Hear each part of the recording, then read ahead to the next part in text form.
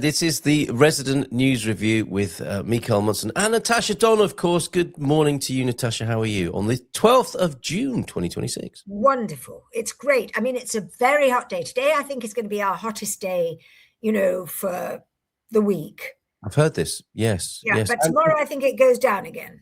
Okay, and we are into the Santos Populares season here in Portugal. Something's changed, isn't it? All the difficulties of the year so far are evaporating into distant memories, unless, of course, you are still rebuilding parts of your house, and our hearts go out to you in that regard. People are still waiting for some of their claims and rebuilds because of a shortage of workers. But for many people, attention is turning to the summer well and truly now with the Santos Populares. So whether you're a fan of Antonio, João, or Pedro, your chosen saint, do you have a favourite among those, Natasha?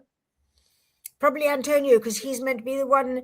Well, certainly in France, he's the one that finds all your lost things. That's who the old Portuguese ladies pray to him when they've lost their kids. And unfortunately, well, they do in France as well. My grandmother was French, and she used to go, "Oh, Saint Antoine, rendez-nous, on n'est pas à vous," which was something about give back to us what isn't yours, because she'd lost something as well. Oh, wow. The entire family, we lose things from one room to the next. We're all of us totally and utterly jinxed. So Saint Antoine is my guy. Whoever your favorite is, may you have a wonderful Santos Populares season, because it is upon us here in Portugal. The time of the basil bushes, the manjericão, and sardines, of course, fresh sardines this time of year. A glass of red wine to go with that, with your sardines grilled and on a piece of cornbread. I'm making myself hungry. Let's move on, shall we? We'll start with A&E closures.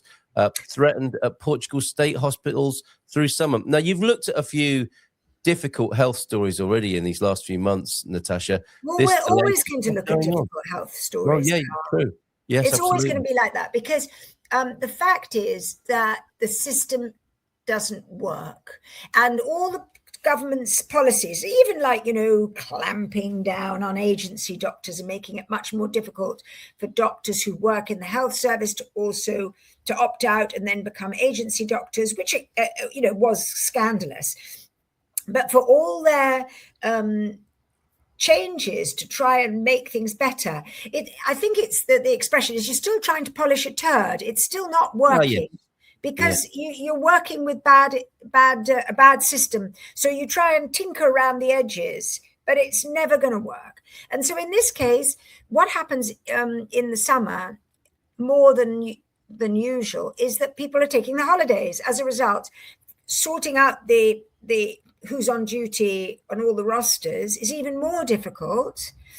And so they're saying we'll have even more closures. So, for instance, in the Algarve, what we essentially really only have two fully functioning hospitals. We have a little tiny hospital in Lagos, but it's not really up to much. So we have these two functioning hospitals. But if you're a pregnant woman and you live, let's say in Algesur, you can find that if you desperately need to have a baby, or you've got something wrong, in your pregnancy, you still have to go all the way to Faro, which is an awfully long way.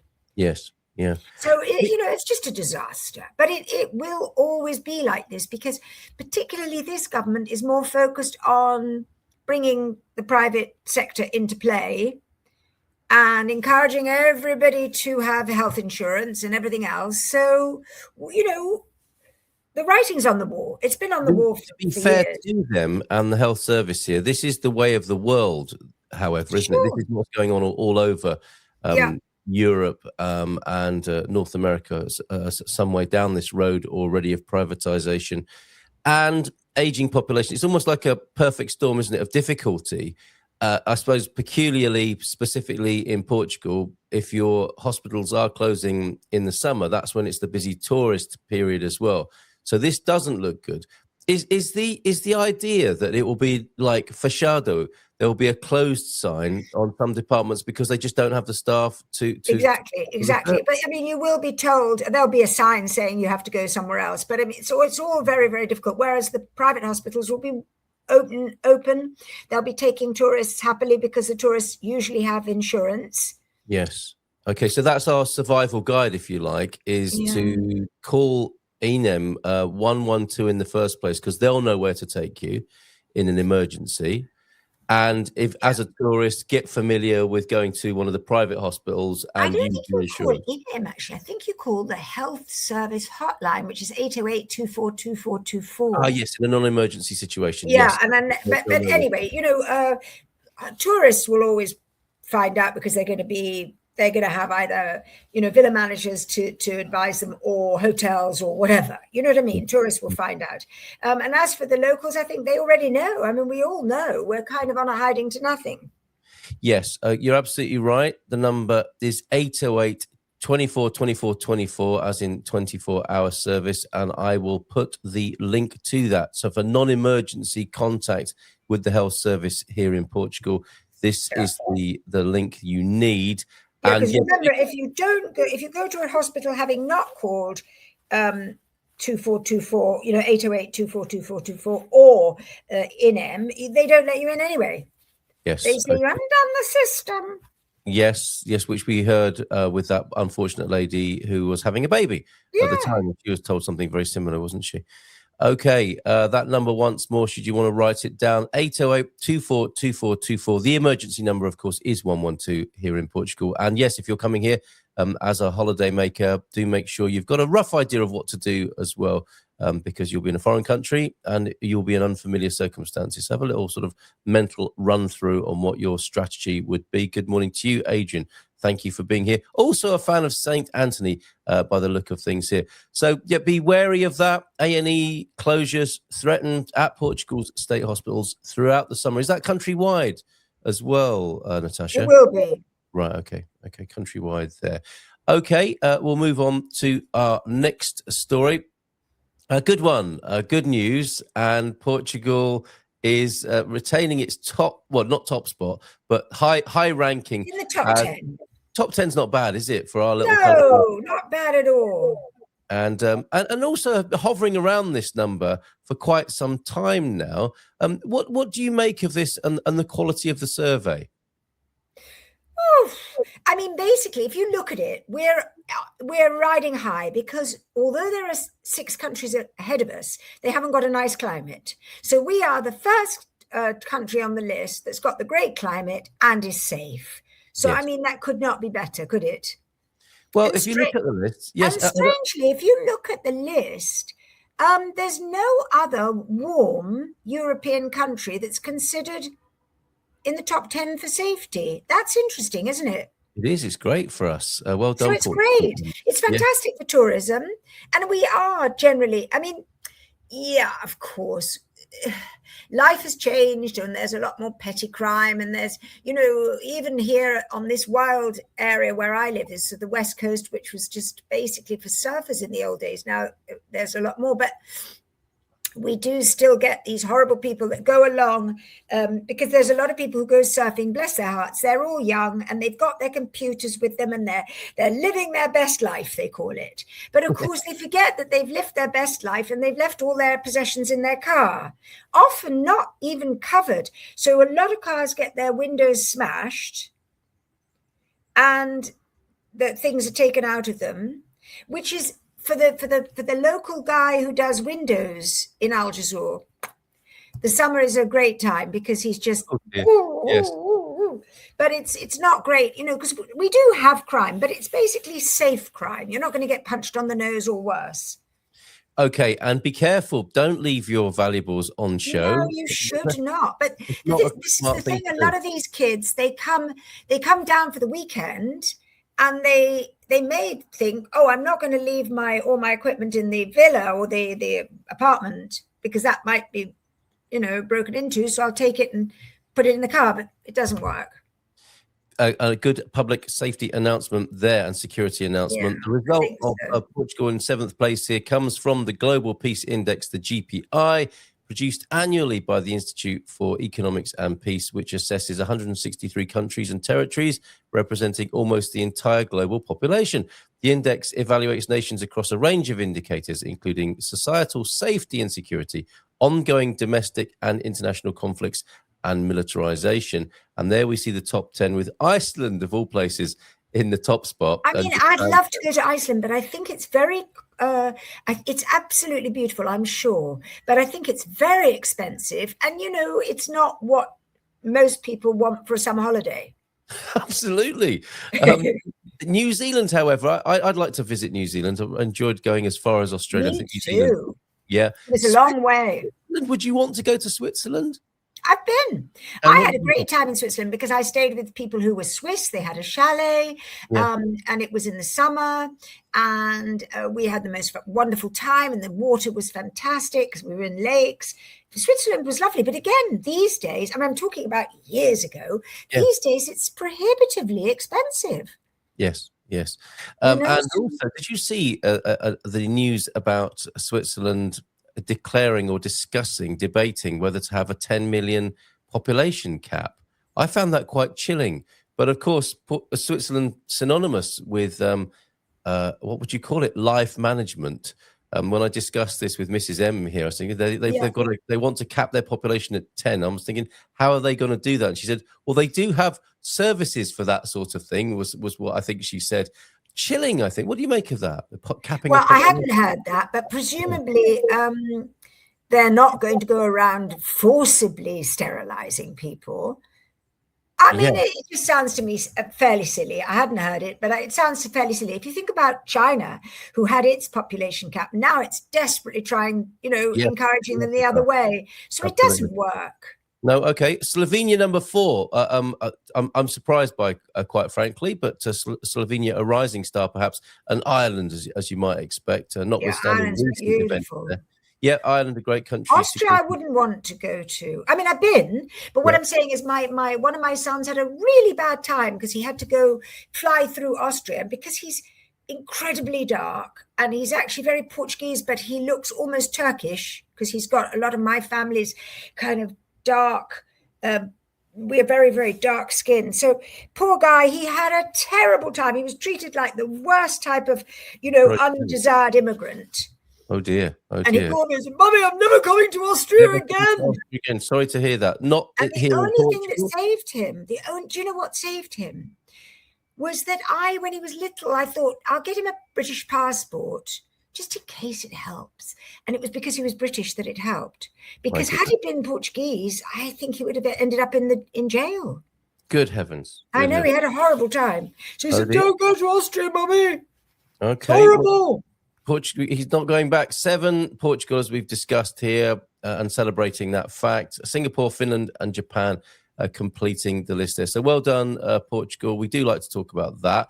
It's very important. It's really important for tourism and for, I suppose, as they say in this blurb, for investors. Yes, because if you do want to, I mean, obviously there'll be investors like one of the people we've had on our pod before saying, yeah, but what about all the changing of the rules? But that's just the way life goes. Like at the moment we're in a world where rules and demands are changing almost by the week. We just got to keep hold of it all. This is what I'm almost boring in this regard, but I do tend to say, don't I? This is not Portugal specifics. Many of the things we talk about are global phenomena. Yeah, we're in a washing machine on a sort of spin cycle at the moment. We can't really catch our grip on anything. We just got to go with it. Well, that's an interesting update, perhaps, Natasha, because when we spoke at the beginning, or maybe at the end of last year, going into this one, you did foretell.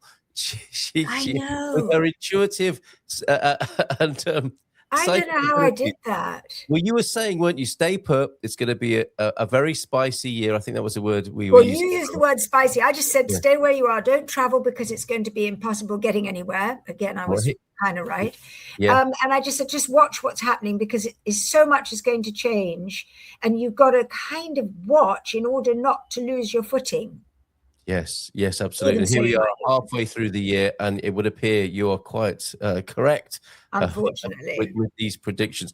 Do you see that changing or getting? Yeah, I do. I think we're going to go faster and faster and faster, spinning into this lunatic sort of environment where everyone is desperate to do more and to produce more and to get ChatGPT to help them with it and and then suddenly there'll be a either there'll be a massive power cut or there'll be something that happens and everybody goes, what, like we're brought to our senses? We're brought to our senses. Let's calm down a minute. Let's start reading books to our children again. Let's start doing this again. Do you know what I mean? I feel like there will be, because human beings are wired to think. We are not wired to press buttons all the time. And I think that in the end, our brains might say, hey, I'm about to calcify over here. Come on, start using me. Do you know what, Natasha? I read a book last night. Yeah, a whole book. No, sorry, let me rephrase that, because it's unusual for me. I mean, I read a lot. I'm reading all day long, one way or another. I know, but it's usually crap, like me. Yeah. Thank you. So Mrs. M started it. She was reading a book. Yeah. And I sat down in our newly rearranged living room, and somebody gave me a book. I think it's called Forgetting Nicholas Trant, about an Irish soldier who plays a very important part in Portuguese history. But as the book suggests, he's been forgotten about. And maybe we'll speak to Tim, who wrote the book, at some point, because it's fascinating. But I sat down and I thoroughly enjoyed reading. And so I think you're right. These things go out of fashion. Not for everybody. Obviously, there are people who will be screaming at the screen now, saying, "I read, and I've never stopped reading." But I think your latest prediction there, perhaps, that we will return to some of these more tactile, sensory. Will we return to it? Something will happen to make us return. Yes, exactly. We won't do it voluntarily. It'll be some sort of shock. Yes. Okay. Which leads us nicely into the next item, really. Before we go there, let's. We've got some commentary from Ian. That's a very personal question. No, I don't. No, because you see, in the old days, my French granny was very happy to become a British citizen, although her command of the British language was always a little bit worrying. And I remember somebody came to the door once, and she opened the door and she said, "Oh, I think I prefer you with your testicles." What she meant was, I prefer you with your spectacles. But she got things wrong all the time. And the man was like, "Oh, I mustn't drink water." Note to self, mustn't take water when Natasha's talking about her French grandmother. Yeah. Wow. Okay, that gentleman's never forgotten. She was funny. Yes, she taught me something fantastic in the very, very old days when we all, everything was different. And we were walking actually through Harrods because, we lived in London.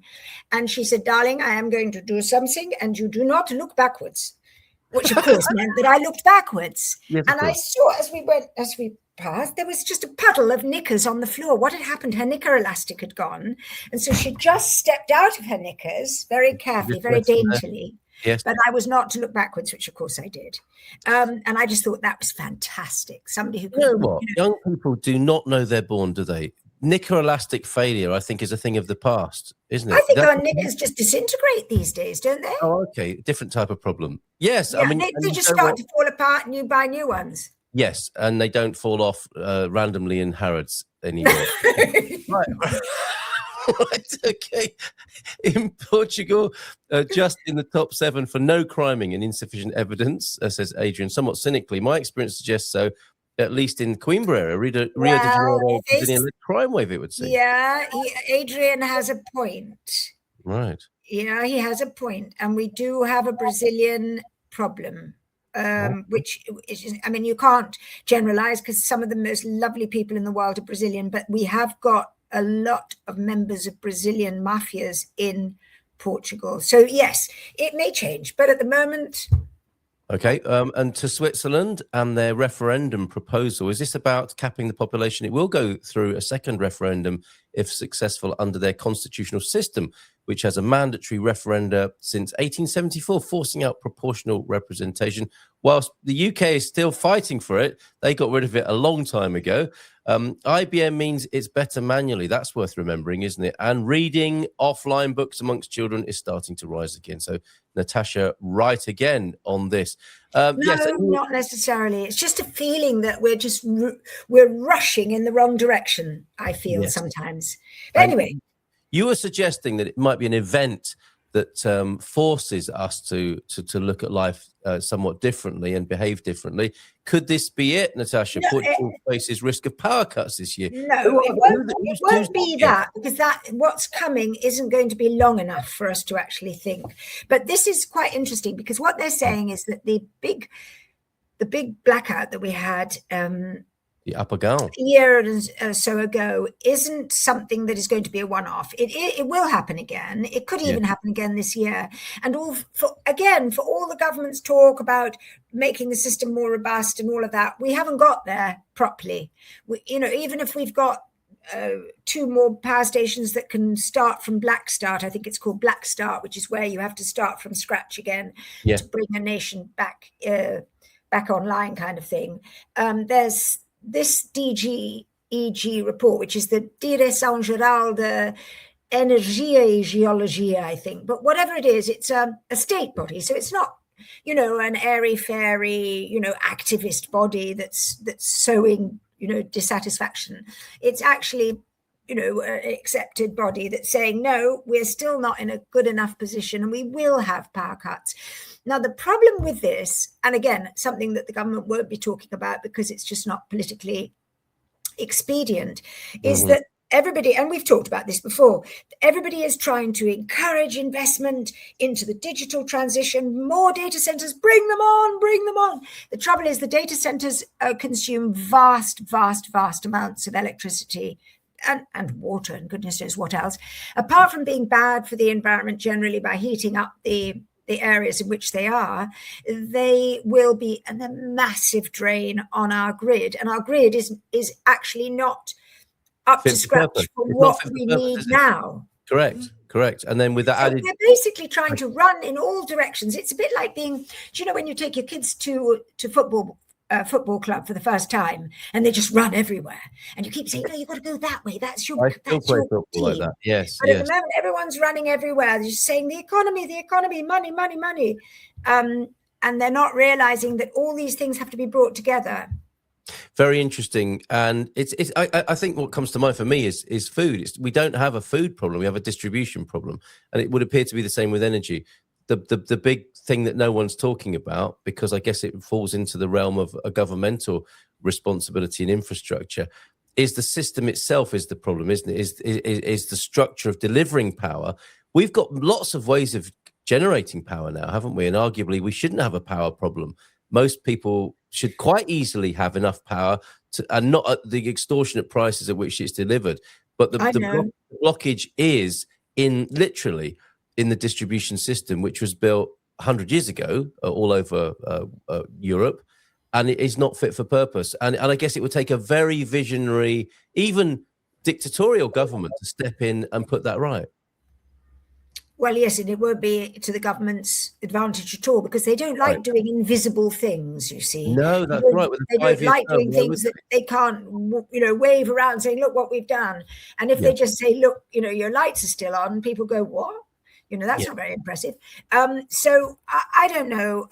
I think, again, we could be in deep trouble if we go on and on and on, allowing all these data centers, because then we will suddenly have more than a 12-hour blackout. Something awful will go wrong. Well, according to the report here that you said was generated by the Directorate General for Energy and Geology, the DGEG, according to their report, the problems identified on that occasion, that is referring to the apoiado of April 28th, 2025, have not disappeared and continue to represent a significant risk to the security of energy supply. I know you bought a wind-up radio because you were a pillar of your community in terms of information transmission. What else did you do to prepare, and what would you suggest to other people? Because the government have been, what have they been doing?